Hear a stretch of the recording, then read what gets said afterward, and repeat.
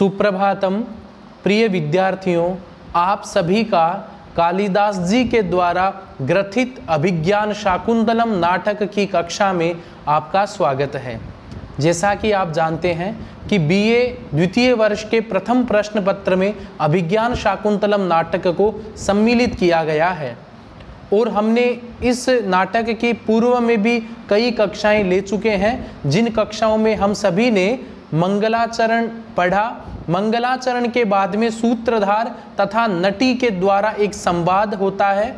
यह संवाद नांदी के बाद होता है और इस संवाद में क्या होता है कि अभिरूप भूयिष्ठ जो सभा है, उस सभा के सम्मुख अभिज्ञान शाकुंतलम नाटक के द्वारा अभिनय प्रस्तुत होगा और सूत्रधार आदेश देता है नटी को कि ग्रीष्म समय को अधिकृत करते हुए एक गीत सुनाने के लिए, और अंत में वह नटी ग्रीष्म ऋतु से संबंधित एक श्लोक सुनाती है। उस श्लोक के बाद में सूत्रधार कहता है कि आपके गीत ने तो मेरे मन को मोहित कर लिया और उस मोहित अवस्था में मैं यह भूल गया कि हमें करना क्या है। किस प्रकार से हरण कर लेता है? जिस प्रकार दुष्यंत रथ के साथ सारथी के साथ उस हिरण का पीछा करता है, जिस प्रकार उस हिरण के द्वारा दुष्यंत का हरण कर लिया जाता है, उसको दूर ले जाया जाता है, उसी प्रकार आपके इस गीत रूपी मृग ने मेरे भी मन रूपी दुष्यंत का हरण कर लिया है। आज हम सभी यहाँ यह जो स्थिति आ गई है, उस स्थिति के बाद में नाटक का यहाँ से वास्तविक रूप से प्रारंभ होता है। अब देखिएगा वहाँ पे क्या स्थिति आएगी। मैं आपको बता दूं कि पहले हमने ये जो पढ़ा मृगानुसारिणीम साक्षात, इस श्लोक से यह बात का पता चलता है कि दुष्यंत है और दुष्यंत एक हिरण का शिकार करने के लिए उसके पीछे दौड़ रहे हैं। वो क्या स्थिति होती है हम सभी देखेंगे। तो प्रस्तुत है आप सभी के सामने अभिज्ञान शाकुंतलम का मूल जो गद्य है, वो इसमें क्या अर्थ होता है वो हम सभी देखेंगे। ततः का अर्थ होता है उसके बाद। किसके बाद? ये जो प्रस्तावना आदि हो चुकी होती है, पूरा रंगमंच खाली कर दिया जाता है और नाटक प्रारंभ होता है। ततः उसके बाद प्रविशति प्रवेश करता है मृगानुसारी, मृगम अनुसरतीति मृगानुसारी। मृग कहते हैं हिरण को, हिरण का अनुसरण करने वाले को मृगानुसारी कहते हैं। तो मृगानुसारी एक वचन है, इसलिए प्रविशति में भी एक वचन है। वैसे देखा जाए तो प्रविशति, प्रविशतः, प्रविशन्ति ऐसे रूप बनते हैं। तो मृगानुसारी एक वचन है, तो मृगानुसारी प्रविशति, हिरण का पीछा करने वाला प्रवेश करता है उस रंगमंच पर। और क्या होता है? स शर चाप हस्तो, शर कहते हैं बाण को, उसके बाद में चाप कहते हैं धनुष को। चप वंश है, उसका विकार चाप कहलाता है। ठीक है, तो शर का अर्थ हो गया आपका बाण और चाप का अर्थ हो गया धनुष। तो धनुष बाण, यहाँ पे जो सह लगा है ना, सशर, यहाँ पे जो सह है वो सह शब्द से बना है। सह के स्थान पर सह आदेश, इसका अर्थ होता है साथ में। तो राजा, वह राजा कैसा है? जिसके हाथ में धनुष बाण उसके हाथ में लिए हुए हैं, ऐसा राजा हिरण का पीछा करते हुए प्रवेश करता है। रथेन, उसके साथ में रथ के द्वारा, रथ में तृतीया एक वचन है तो द्वारा, रथ के द्वारा, सूतश्चय, और साथ में उसके साथ में सूत, सूत भी उसके साथ में प्रवेश करता है। यहां पर सूत का अर्थ होता है सारथी। ये जो सूत शब्द है वो शून्य धातु प्रेरणा करने के अर्थ में और कतः प्रत्यय से बना है। किससे बना है? ये जो सूत शब्द है ना, वो प्रेरणा करने के अर्थ से बना है। किसको प्रेरणा? अश्वान प्रेरयति इति सूत है, जो घोड़ों को प्रेरित करे। आपको पता है जो सारथी होते हैं वो क्या करते हैं, राजा बैठा हुआ रहता है और घोड़ों को आगे बढ़ाते रहते हैं, इसलिए सूत है शब्द का अर्थ होता है सारथी, जो घोड़ों को प्रेरित करता है। अब देखो क्या है, यह आपके सामने है अब मृगानुसारी का मैंने अर्थ दिया है मृगम अनुसरति इति, हिरण का पीछा करने वाला। यहाँ पे णिनी प्रत्यय हो रखा है। चपस्य वंश विशेषस्य विकारः धनु, चप रूपी वंश विशेष का विकार धनुष है, उसको चाप कहा जाता है। सूत है, सुवति अश्वान प्रेरयति, सूत किसको बोलते हैं? सारथी को, क्योंकि वो अश्वों को, घोड़ों को क्या करता है? प्रेरित करता है। ये स्थिति आपके सामने समझ में आ गई कि वहां पे आगे हिरण दौड़ रहा होता है, पीछे राजा और सूत उस रथ पे, वहां पे उसके पीछे उसका अनुसरण करते रहते हैं। सूत है। ऐसी स्थिति के बाद में सूत बोलता है क्या? राजानम मृगम च अवलोक्य। राजानम, राजन शब्द की द्वितीय एक वचन है, तो द्वितीय में को आता है ना, तो राजा को, मृग को, राजा को और हिरण को च याद रखो, एक से दो पद आ जाते हैं तो वहां पे च लगाते हैं। जैसे यवश्च चणकश्च, समझ में आ गया ना? तो राजानम मृगंच अवलोक्य, राजा को और हिरण को, अवलोक्य का मतलब देख करके, अवलोक्य में लेप प्रत्यय हो चुका है, इसका अर्थ होता है देख करके। तो राजा को देख करके और हिरण को देख करके वह सूत बोलता है। क्या बोलता है? आयुष्मन। आयुष्मन अर्थात आयु से युक्त, मतुप प्रत्यय हो रखा है यहाँ पे आयु शब्द से, आपको पता है संबोधन में आयुष्मान शब्द का प्रयोग किया जाता है। वह दोनों को देख करके सूत बोलता है। क्या बोलता है?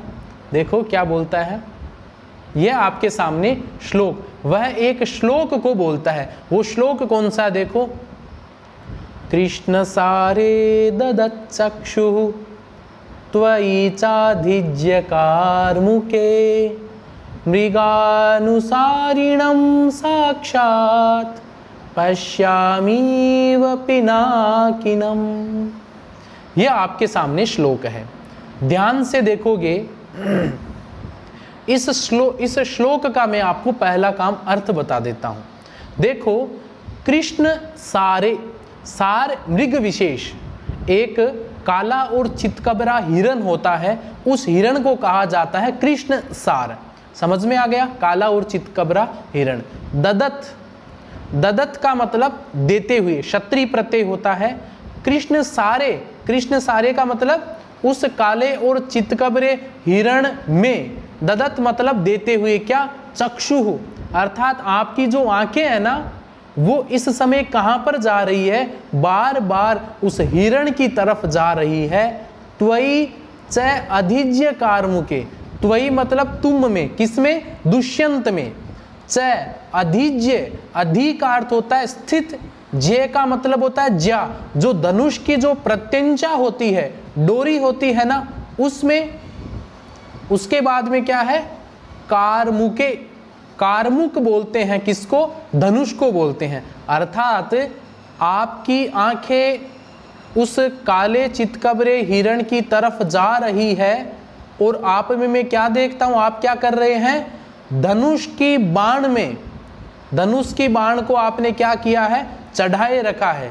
ठीक है। उसके बाद में क्या है? मृगानुसारिणम, मृग अनुसारिणम, यहाँ पे दीर्घ संधि होती है। मृग अर्थात हिरण, अनुसारिणम, अनुसारी शब्द होता है ना, अनुसारी, अनुसारिणौ, अनुसारिणः, अनुसारिणम, द्वितीय एक वचन है। तो हिरण का पीछे करना, पीछा करने वाले को, कौन? दुष्यंत को। तो मृगानुसारिणम जो पद है वो विशेषण है किसका? दुष्यंत का है। समझ में आ गया? साक्षात, साक्षात शब्द है वो, इसका अर्थ होता है अक्षुणोः परम, अर्थात आंखों के सामने। साक्षात मैं क्या देख रहा हूं? पश्यामी इव, यहां पर भी दीर्घ संधि है। पश्यामी का मतलब देखता हूं। अहम पश्यामी, अहम का मतलब मैं सूत, पश्यामी मतलब देखता हूं। इव का मतलब होता है तरह। किसकी तरह? पिनाकिनम, पिनाकिन शब्द का अर्थ होता है शिव। शिव को पिनाकिन कहा जाता है। क्यों? पिनाक अस्ति अर्थे पिनाकिन शब्द बनता है। पिनाक है वो शिव का धनुष का नाम है। ठीक है, शिव के धनुष का नाम पिनाक है, इसलिए अस्ति अर्थ पिनाक रखता है, उसको कहा जाता है पिनाकिन कहा जाता है। तो ये क्या कह रहा है सूत? कि मैं आप में शिव को देख रहा हूं। कैसे शिव को? जो हिरण का पीछा कर रहा है और अपनी प्रत्यंचा को धनुष पे चढ़ाया हुआ है और उस मृग पर अपनी आंखें क्या है टिकाए हुए है। तो कहने का अभिप्राय क्या है कि जिस प्रकार शिव और दक्ष वाला संवाद आता है, वहाँ क्या होता है कि पार्वती जब वहाँ पे वो जाती है तो जाने के बाद में उस यज्ञ के अंदर अपने प्राण त्याग न्योछावर कर देती है। तो जो यज्ञ होता है वो यज्ञ किसी का रूप बना करके भागता है, तो शिवजी भी उसके पीछे भागते हैं। तो यह जो दृष्टांत है वो दक्ष और शिव जो घटना है उससे संबंधित है। वहां पे मृग की जगह कौन है? यज्ञ है। और दुष्यंत की जगह कौन है? शिव है। शिव है वो यज्ञ का अनुसरण कर रहे हैं, ये उपमान है। और यहाँ पर उपमेय कौन है? यहाँ पे उपमेय है दुष्यंत और उसका हिरण। इस प्रकार से सूत कहता है कि आपकी आंखें इस काले मृग पर टिकी हुई है, आपकी धनुष पर प्रत्यंचा लगाई हुई है और आप इस हिरण का पीछा कर रहे हो। मुझे ऐसा लग रहा है जैसा शिव है, पिनाकी है, वो क्या कर रहे हैं? उस यज्ञ का अनुसरण कर रहे हैं। ये आपके सामने श्लोक है। अब देखिएगा कुछ बातें व्याकरण टिप्पणी है वो मैं आपको बता देता हूं, ये भी आपकी व्याख्या में काम आती है। कृष्ण सासौ सार है काला और चितकबरा हिरण।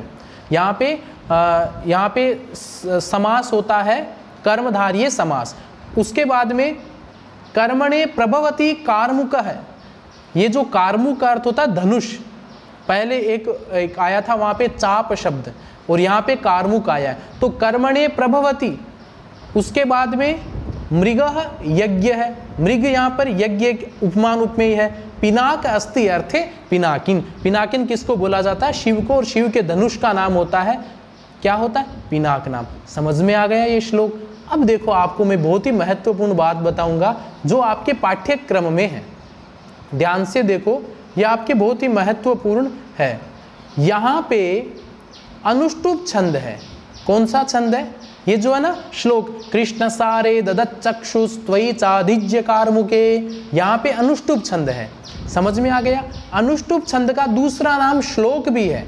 कभी आपके प्रतियोगी परीक्षाओं में ऐसा पूछा जा सकता है कि श्लोक के रूप में कौन सा छंद प्रसिद्ध है, तो अनुष्टुप छंद को ही क्या कहा जाता है? श्लोक कहा जाता है। इस छंद का लक्षण क्या है? तो देखो यह आपके सामने इसका लक्षण है। देखो क्या है? श्लोके षष्ठम गुरुरज्ञेयम सर्वत्र लघु पंचमम द्विचतुष्पादयोरस्वम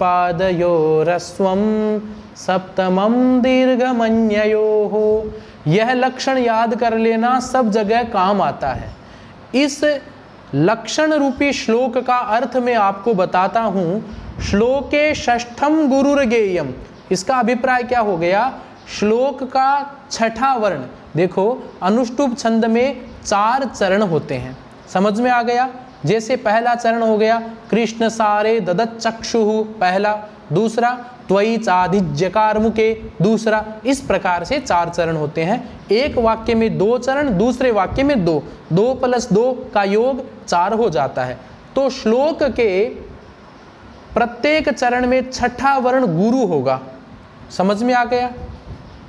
सर्वत्र लघु पंचमम, और श्लोक के सभी चरणों में 5वां वर्ण वो गुरु होगा, क्षम्यताम लघु होगा।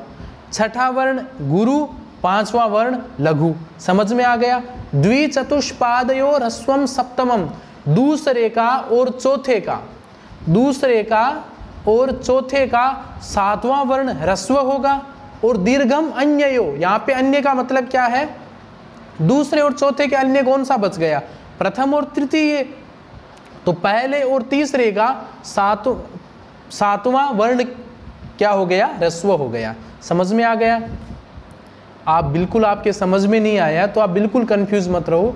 मैं आपको बताऊंगा कि कैसे उसमें वहाँ पे अनुष्टुप छंद हुआ। ठीक है, हिंदी में और समझ लो आप, ताकि आपके और अच्छे से समझ में आ जाए। देखो क्या होता है, इसमें 4 चरण होते हैं, जिसके प्रत्येक चरण का छठा वर्ण गुरु, याद रखना, छठा वर्ण गुरु, पांचवा वर्ण लघु, दूसरे और चौथे का सातवां वर्ण लघु और पहले और तीसरे का सातवां वर्ण गुरु होता है। यह अनुष्टुप छंद होता है। अब देखो आप उस श्लोक में आओ, है ना, आपको मैं देख के बता दूंगा कि यहाँ पे अनुष्टुप छंद है या नहीं है, तो क्यों है, नहीं है तो क्यों नहीं है। ध्यान से देखो इसको, ये आपके सामने श्लोक है। चलो, पहला लक्षण क्या है, इसके 4 चरण होते हैं। चलो, कृष्ण सारे ददत चक्षु, यहाँ तक पहला चरण। दूसरा त्वयि चाधिज्य कार्मुके, ये कौन सा चरण, दूसरा चरण। मृगानुसारिणम साक्षात, ये हो गया आपका तीसरा चरण। पश्यामीव पिनाकिनम, ये हो गया 4 चरण। समझ में आ गया। प्रत्येक चरण के छठा वर्ण गुरु होता है। गिनो, 1 2 3 4 5 6। अब ये आप कहोगे ये दै तो ह्रस्व है तो लघु होना चाहिए, नहीं, क्योंकि ये जो चय है ना, ये संयुक्त है। संयुक्त अक्षर के पहले वाला वर्ण हो जाता है गुरु। आपकी बात समझ में आ गई। तो पहले चरण का छठा वर्ण क्या है, गुरु है। इसका भी देख लो, 1 2 3 4 5 6, का आ रहा है, देखो का भी गुरु। इसका 1 2 3 4 5 6 णम अनुस्वार होता है, वहां पे भी क्या होता है, गुरु होता है। 1 2 3 4 5 6 ना, ये भी आ रहा है। तो पहला लक्षण घटित हो गया। क्या, सभी चरणों का छठा वर्ण क्या होगा, गुरु। पांचवा वर्ण क्या होगा, लघु। समझ में आ गया। अब देखो क्या है फिर नियम। तो इस प्रकार आप सभी ने यह देखा कि पहले चरण और दूसरे चरण, तीसरे चरण और चौथे चरण, सभी चरणों का छठा वर्ण गुरु होता है। उसके बाद में पांचवा वर्ण लघु होता है। यहाँ तक कोई आपके दिक्कत नहीं होनी चाहिए। उसके बाद में देखो क्या है, अब ये कह रहा है कि दूसरे और चौथे का सातवां वर्ण है वो क्या होगा, ह्रस्व होगा। चलो, ये दूसरा, ये चौथा। अब इसमें ढूंढो, 1 2 3 4 5 6। त्वयि चाधिज्य कार्मुके होता है ना, 1 2 3 4 5 6 7। अब देखो ये रहा सातवां वर्ण। अब ये सातवां वर्ण क्या है, लघु। उसके बाद में यहाँ देख लो, 1 2 3 4 5 6 7 की है, वो भी लघु आ रहा है। तो दूसरे और चौथे का सातवां वर्ण लघु हो जाता है, कोई समस्या नहीं है। उसके बाद में पहले और तीसरे चरण का सातवां वर्ण क्या होगा, गुरु होगा। ये पहला और ये तीसरा, 1 2 3 4 5 6 7। अब देखो सातवां चय आ रहा है ना, तो चय गुरु हो गया। यहाँ पे 1 2 3 4 5 6 7 सा आ रहा है, तो ये क्या हो गया, गुरु हो गया। इस प्रकार से आप अच्छे से समझ सकते हैं कि अनुष्टुप छंद के लिए हमें पहली शर्त यह है, क्या शर्त है पहली, कि प्रत्येक चरण का छठा वर्ण गुरु होगा, प्रत्येक चरण का पांचवा वर्ण लघु होगा। क्लियर। दूसरे और चौथे का सातवां वर्ण है वो होगा लघु, और पहले और तीसरे का सातवां वर्ण है वो होगा गुरु। इस प्रकार से ये श्लोक आपके समझ में आ जाना चाहिए। तो इस प्रकार से हम सभी ने देखा कि वो जो सूत है वो क्या बोलता है कि आप जैसे इस मृग के पीछे रथ लेकर के दौड़ रहे हो, मैं आप दोनों को देख करके मुझे ऐसा लगता है कि शिव है वो जिस प्रकार यज्ञ का पीछा करते हैं वैसे ही आप इस हिरण का पीछा कर रहे हैं। अब देखो क्या राजा क्या बोलता है, राजा यहाँ पे दुष्यंत वो क्या बोलता है, सूत संबोधन में बोलता है क्या, दूरम अमुना सारंगेण वयम आकृष्टाः। देखो ये बहुत अच्छा उदाहरण है कर्मवाच्य का। सूत, हे सूत, दूरम, दूर मतलब बहुत दूर, अमुना, असौ अमु अमी होता है ना, तो असौ का अर्थ होता है वह। पुल्लिंग के लिए अदस शब्द होता है ना, असौ बनता है, तो अमुना तृतीया एक वचन बनता है इसके द्वारा। तो देखो तृतीया हो गई कर्ता में, ये क्या है, ये कर्ता है, कर्ता में तृतीया विभक्ति। सारंगेण, इस हिरण के द्वारा, समझ में आ गया। वयम आकृष्टाः, ये जो आकृष्ट पद है ना, ये जो आकृष्ट पद है ना, इसमें कतः प्रत्यय है। कौन सा प्रत्यय, कतः प्रत्यय। तो आपको पता है ना, तयोरेव कृत्य कतः खलर्ता सूत्र है। कतः प्रत्यय हमेशा कर्मवाच्य और भाववाच्य में ही होगा। ठीक है, तो क्या बनेगा, सारंगेण में तृतीया हो गई। अब ये जो वयम है वयम में प्रथमा विभक्ति है, प्रथमा बहुवचन, तो कर्ता में प्रथमा हो गई। और आकृष्टाः, अब वयम पुल्लिंग है ना, तो यहाँ पे क्या हो गया, यहाँ पे भी बहुवचन हो गया आकृष्टाः। अब एक बात बताओ, यदि यहाँ पे अहम होता, कर्ता अहम होता, वस्तुतः इसका अर्थ है कि इस हिरण के द्वारा हम सभी आकर्षित हो रहे हैं, तो क्या बना, सारंगेण वयम आकृष्टाः, इस हिरण के द्वारा मैं आकृष्ट हो रहा हूं, तो क्या बनेगा, सारंगेण अहम आकृष्ट। अब यहाँ पे आकृष्ट है किया है क्योंकि अहम एक वचन है। चलो यदि यहाँ पे दो हो तो सारंगेण आवाम आकृष्टौ बनेगा, क्योंकि आवाम द्विवचन है। समझ में आ गया। यदि यहाँ पे स्त्रीलिंग है तो जैसे मान लो सारंगेण सीता आकृष्टा, अब वहां पे आकृष्टा में स्त्रीलिंग लगा रहा हूं। समझ में आ गया ना। इस प्रकार से कर्मवाच्य का कृतांत पद का यह उदाहरण है। कहने का अभिप्राय क्या है, हे सूत, इस हिरण के द्वारा हम खींचे चले जा रहे हैं, बहुत दूर तक हम खींच अपनी मर्जी से, इच्छा से नहीं आए, अपने आप इसकी इच्छा से हम यहाँ पे आ गए। अब देखो क्या है आगे, क्या बोलता है, अयम पुनः इदानीम अपि। अयम मतलब यह, देखो अयम होता है पुल्लिंग के लिए यह, स्त्रीलिंग के लिए होता है इयम, और नपुंसक लिंग के लिए होता है इदम। अब यहाँ पे क्या आया है, अयम। अब हिरण एक वचन होता है ना, मृगः, अयम मृगः, पुनः, पुनः पुनः अर्थात बार बार, इदानीम अपि, इदानीम का अर्थ होता है अभी, वर्तमान में, अभी, अपि का मतलब होता है अभी। यह हिरण अभी भी क्या कर रहा है। अब देखो यह आपके सामने श्लोक है, बहुत ही महत्वपूर्ण श्लोक है, और आप इसको अच्छे से देखेंगे तो आपको यह समझ में भी आ जाएगा। देखो क्या कहना चाहता है ये श्लोक, ये रहा आपके सामने श्लोक। देखो इसमें सृगधरा छंद है। पहली बात, इसमें कौन सा छंद है, सृगधरा। याद करो मैंने मंगलाचरण पढ़ाते समय आपको सृगधरा छंद पढ़ाया था। सृगधरा छंद का लक्षण क्या है, म्रैबनैर यानाम त्रयेण त्रिमुनि यतियुता सृगधरा कीर्तितेयम। हमें सात वर्णों पे रुकना है। चलो अब इसको कैसे बोलेंगे, पहले हमें रुकना है 7 वर्णों के बाद में, 1 2 3 4 5 6 7।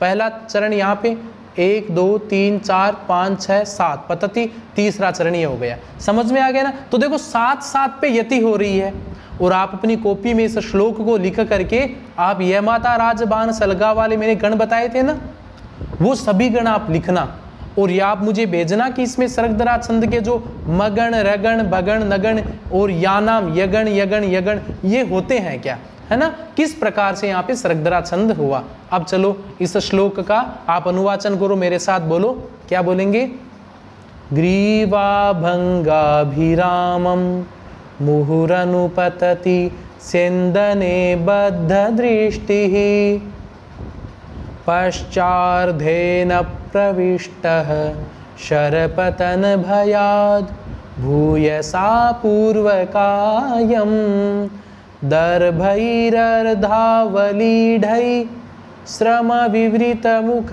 भ्रंसिभिकीर्णवत्माः पश्योदग्रप्लुतत्वात् वियति बहुतरम स्तोकमूर्व्याम प्रयाति। इस प्रकार से आप क्या करो, 7 वर्णों का अलग अलग बना करके आपको 7 वर्ण के बाद में रुकना है, फिर 7 वर्ण के बाद में, फिर 7 वर्ण के बाद में। यह तो मैंने बात की कि ग्रीवा भंगाभिरामम में सृगधरा छंद है, और वह सृगधरा छंद क्यों हुआ वो भी मैंने आपको बताया। अस्तु अब हम सभी इसका अर्थ देखते हैं, ठीक है। तो देखो पहली पंक्ति का मैं आपको अर्थ बताऊं, आप ध्यान से पढ़ो, क्योंकि आपके अभिज्ञान शाकुंतलम प्रत्येक कंपटीशन एग्जाम में पूछते हैं। यदि आप यहाँ अच्छे से पढ़ लोगे तो आपको बाद में अच्छे से समझ में आएगा, और आपके प्रतियोगी परीक्षाओं में प्रश्न भी बहुत ही सरल आपको लगेंगे। चलो, ग्रीवा, ग्रीवा कहते हैं गर्दन को, किसको कहते हैं, गर्दन को। भंगा, भंग का मतलब टेढ़ी करना। अभिरामम, बहुत ही सुंदर। अभिराम का अर्थ क्या होता है, सुंदर लगना। वो जो हिरण है ना, कृष्ण सार है ना, वो ग्रीवा, गर्दन, भंगा, टेढ़ी करना, बार बार जब अपनी गर्दन को टेढ़ा कर रहा है, अभिरामम, बड़ा सुंदर लग रहा है। आपको देखा होगा कि जब हम जब आप किसी जैसे हिरण के पीछे वो राजा और सूत रथ लेकर के दौड़ रहे हैं, तो वह हिरण है वो बार बार अपनी गर्दन टेढ़ी करके पीछे देखता है, तो आप कल्पना कीजिए वो दृश्य कितना सुंदर होगा। मुहु अनुपतति, मुहु का अर्थ होता है बार बार, अधिक बार, अत्यधिक बार। अनुपतति, अनु मतलब की और पतति मतलब गिराता है, गिरता है। सेंदने, सेंदन बोलते हैं रथ को, याद रखोगे ना, चैरियट है ना। सेंदन किसको कहते हैं? रथ को। अब रथ में सप्तमी है सेंदने, तो रथ में क्या करता है वो? अनुपतति, गिरती है। बद्ध दृष्टि, बद्ध मतलब उसकी ओर लगी हुई, दृष्टि मतलब उसकी जो दृष्टि है हिरण की वो बार बार कहां गिर रही है? पीछे जो रथ आ रहा है, सेंदन आ रहा है, उस रथ की तरफ बार बार उसकी दृष्टि गिर रही है। उसके बाद में पश्च अर्धेन, दीर्घ संधि है। पश्च का मतलब पीछे का भाग, अर्धेन, अर्धेन का मतलब आधा। अब जो पीछे का उसका भाग है, अर्थात उसके 2 पैर आगे 2 पैर पीछे, तो जो पीछे का भाग है वो क्या करता है? प्रविष्ट है, अर्थात प्रवेश करता है। कहाँ प्रवेश करता है? आगे।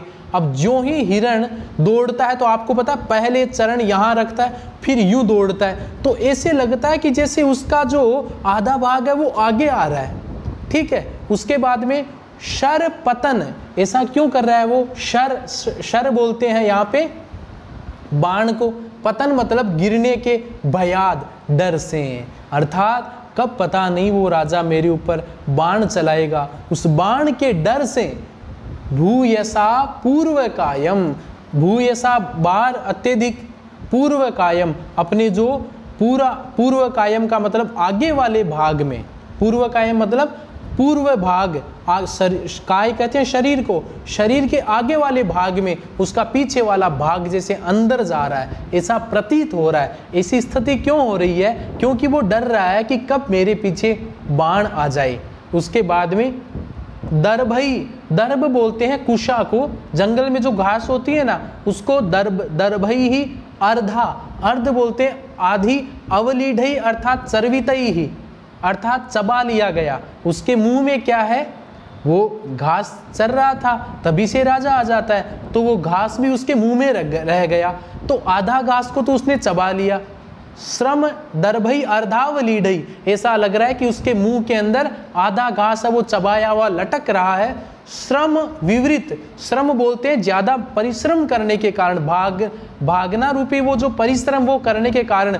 विवृत, विवृत मतलब खुला हुआ मुख, भ्रंश भी, और उसके परिश्रम करने से उसका जो मुंह खुला रहता है, तो उससे जो चर्वित जो दर्भ है वो नीचे गिर रहे हैं। कीर्ण वर्तमा, वर्तमा बोलते मार्ग को, कीर्ण मतलब फैला हुआ, उसके मुंह से जो घास गिरती हुई जा रही है उस मार्ग में, तो वह पूरा मार्ग है वो उसकी चबाए हुए दर्भों के द्वारा, चबाए हुए घास के द्वारा चारों तरफ से फैला हुआ है। देखिएगा कि किस प्रकार से कालिदास जी अपने काव्य को कितना अच्छा बना रहे हैं। ऐसा लग रहा है जैसे हमारे सामने वास्तविक रूप से हिरण और वो दुष्यंत वाला चित्र आ रहा है। आगे देखो, पश्य, पश्य मतलब त्वम पश्य, तुम देखो, हे सूत तुम देखो।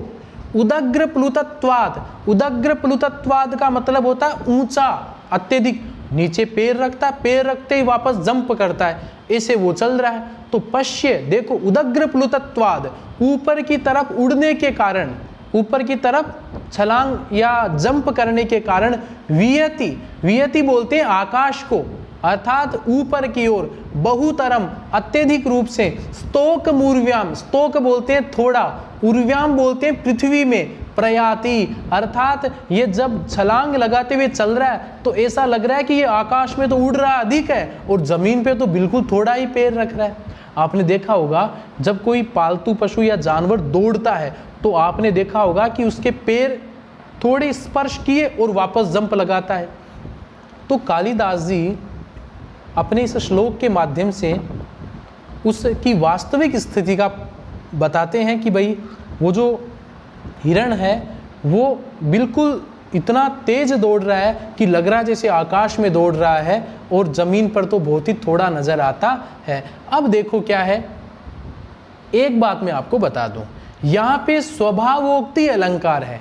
आपकी परीक्षा में ये जब मैंने एग्जाम दिया था फर्स्ट ग्रेड का, तो वहाँ पे ये श्लोक आया था और ये पूछा था कि यहाँ पे कौन सा छंद है, आप कौन सा अलंकार है, तो वहाँ पे स्वभावोक्ति अलंकार है। अब मैं आपको बता देता हूँ, देखो हम छोटी छोटी बातें करते करते आपका ज्ञान भी बढ़ेगा और आपको अच्छा भी लगेगा। स्वभावोक्ति अलंकार है ना, उसका लक्षण है स्वभावोक्ति असौचारु यथावत वस्तु वर्णनम, अर्थात किसी भी वस्तु का यथावत वर्णन करना, जैसा का जैसा वर्णन करना, परंतु वो सुंदर लगना चाहिए। आपने देखा होगा सूरदास जी के पद्यों में वो भगवान श्री कृष्ण की बाल लीलाओं का यथावत वर्णन करते हैं और हमें बड़ा अच्छा भी लगता है। समझ में आ गया? तो परंतु वो सुंदर लगना चाहिए। ऐसा नहीं कि जैसे यह आदमी है, ये उस सूखी लकड़ी की तरह है, तो वहां पे तो सुंदरता नहीं लगती है ना। तो यथावत वर्णन करना वो सुंदर लगे। तो यहाँ पे स्वभावोक्ति अलंकार है। यहाँ पे वो जो हिरण है उसका इतना अच्छा वर्णन किया है कि ऐसा लग रहा है जैसे हमारे आंखों के सामने वह चित्र उकेर रहा है कालिदास। इस प्रकार से यहाँ पे स्वभावोक्ति अलंकार है। अब देखो कुछ इसकी व्याकरण के बारे में हम चर्चा कर लेते हैं। एक यहाँ पर पद आया था भूयसा। भूयसा में तृतीया एक वचन है। कौन सी विभक्ति है? तृतीया एक वचन है। बहु शब्द है। बहु शब्द में ये सुन प्रत्यय करते हैं तो वहां पे भूयसा पद बनता है। इस प्रकार से हमने ये श्लोक देखा जिसमें सरगधरा छंद और स्वभावोक्ति अलंकार है। तो इस प्रकार से आज हम इतना ही पढ़ेंगे।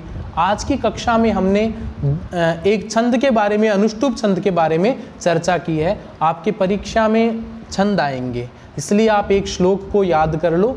इसमें मात्राएं, वर्ण आदि लगा करके अच्छे से आप याद कर सकते हो। सरगधरा छंद के बारे में भी चर्चा की, स्वभावोक्ति अलंकार के बारे में भी हम सभी ने चर्चा की। अब देखो मैं आपको इसके बारे में पुनः बता देता हूँ। हमारे नाटक का दृश्य प्रारंभ होता है, एक हिरण दौड़ रहा होता है, उसके पीछे दुष्यंत और उसका सारथी वो भी साथ में है। दुष्यंत धनुष पर प्रत्यंचा चढ़ाए हुए हैं और सूत बोलता है राजा को और हिरण को देख करके कि जिस प्रकार शिव यज्ञ का पीछा करते हुए होते हैं, वैसे भी मैं आप इस हिरण का पीछा करते हुए मुझे शिव की तरह लग रहे हैं। अनुष्टुप छंद था। अनुष्टुप छंद के लक्षण में मैंने आपको बताया कि 4 चरण होते हैं अनुष्टुप छंद में। प्रत्येक चरण का छठा वर्ण गुरु, 5वां वर्ण लघु, 7वें और क्षम्यताम इसका दूसरा और चौथा वर्ण है, उसका 7वां वर्ण होगा गुरु और पहले और तीसरे का 7वां वर्ण होगा लघु। इस प्रकार से हमने अनुष्टुप छंद के बारे में पढ़ा। इसमें यह बात आपको ध्यान रखना है कि दूसरे और चौथे जो चरण है उसका 7वां वर्ण होगा ह्रस्व लघु और पहले और तीसरे का गुरु होगा 7वां वर्ण। समझ में आ गया? उसके बाद में राजा बोलता है कि मुझे भी ऐसा लगता है कि इस हिरण ने हमें खींच करके जैसे बहुत दूर ले आया है। उसके बाद में ग्रीवा भंगा विरामम बहुत ही महत्वपूर्ण श्लोक है जिसका अर्थ भी हम सभी ने देखा था और कहने का अभिप्राय ये हो गया कि वह अपनी गर्दन टेढ़ी के करने के कारण बहुत सुंदर लग रहा है। उसकी दृष्टि बार बार अपने सेंदन अपने रथ की तरफ जा रही है। उसके बाद में उसका आधा हिस्सा है वो आगे वाले हिस्से में जा रहा है क्योंकि उसको ये लगता है कि पता नहीं पीछे से कब बाण आ जाए। और उसके मुख के अंदर जो दर्भ है वो आधी चबाई हुई है और उस आधी चबाई हुई दर्भ के नीचे गिरने से पूरा रास्ता उसी से व्याप्त हो गया है। और वह जब जोर से दौड़ता है तो ऐसा लगता है जैसे आकाश में अधिक लगता है और जमीन पे बहुत ही थोड़ा लगता है। ध्यान रखिएगा, मैं आपको अभिज्ञान शाकुंतलम में आने वाला जो मूल है गद्य पद्य, इसका आपको अच्छे से अर्थ बताने का प्रयास करूंगा। आप भी इसका अर्थ समझिए, नए नए अर्थ आएंगे, बार बार पढ़िए ताकि आपके प्रतियोगी परीक्षा हो या लिखित परीक्षा हो, इन दोनों में आपके समान रूप से काम आने वाला है। आज के लिए इतना ही। आप सभी को बहुत बहुत धन्यवाद। अग्रिम कक्षा में पुनः मिलेंगे नए दृश्य के साथ, नए प्रकरण।